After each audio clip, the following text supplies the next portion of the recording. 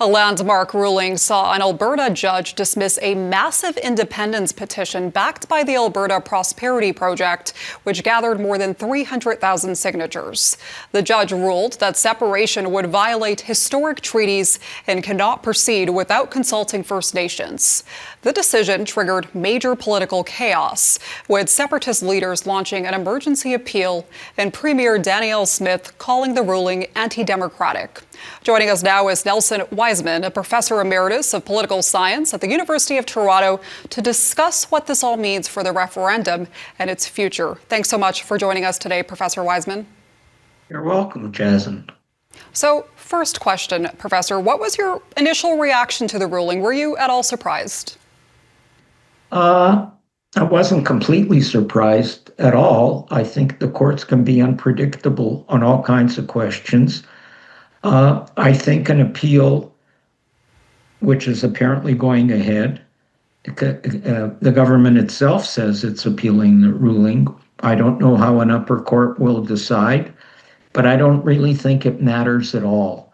If the government wants this referendum to take place, it doesn't have to go to court. It doesn't have to appeal this. It can just add it to the list of other questions it plans to ask Albertans that deal with such things as immigration. We didn't have a court case about whether the government can do it or not. Any government can put whatever question it wants to the public. Okay, but what the Premier is trying to do is convey the impression that, well, this is an unelected judge. She said that. It's anti-democratic because 300,000 people or whatever want a referendum. No, it's not anti-democratic. Having an independent judiciary is part of democracy. It's not just a matter of counting numbers. The Premier is walking the tightrope. This is the problem. She is not in favor of separation.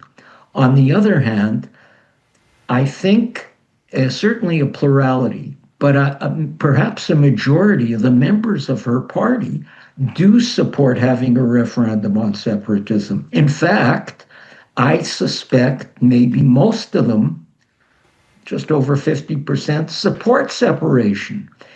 And the group organizing the referendum has been telling its supporters, join the party so you can keep pressuring the government to do this.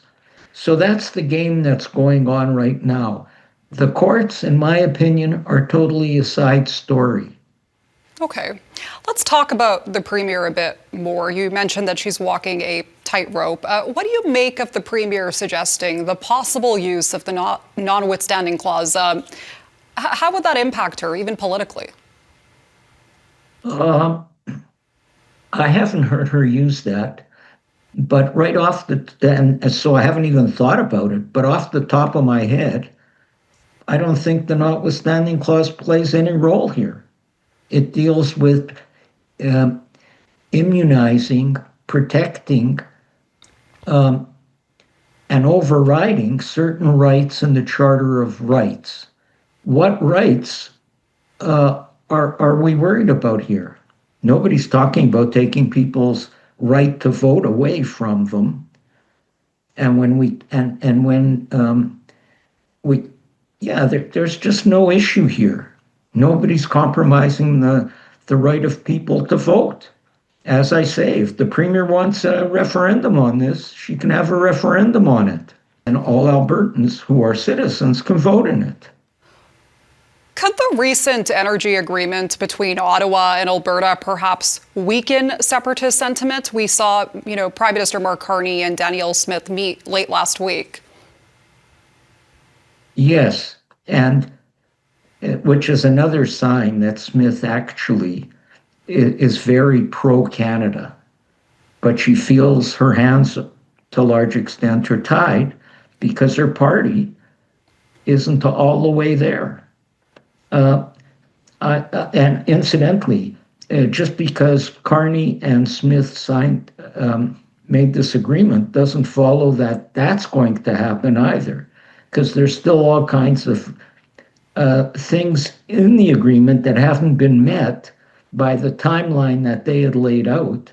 And in this case, court cases will matter, because if we're dealing with Indigenous rights, they can, we're going to have all kinds of court cases here, and we're going to see to what extent the federal legislation holds up.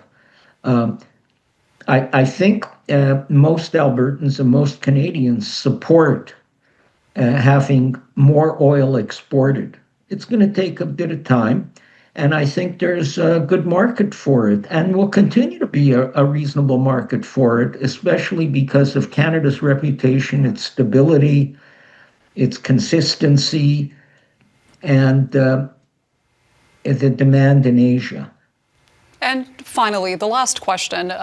What lessons, both successful and unsuccessful, can Alberta separatists learn from Quebec's referendums? And how do you see the movement evolving going forward? Well, first, let's see if we're going to have these referendums. It's beginning to look increasingly like the PQ may not win in Quebec. Because Quebecers, the majority, clearly don't want a referendum. The same situation exists in Alberta. However, there's great hay to be made by whipping up the idea, oh yeah, we have referendums going on. It might lead to the breakup of Canada. My bottom line message is, don't worry, relax. Canada's actually quite united. In light of the threats from Trump and the United States, it seems to me it's more united than it's been in quite a while. That's right. All right, Professor. Thank you so much for your time and insight today. Thank you, Jazan. That is Nelson Wiseman, a professor emeritus of political science at the University of Toronto.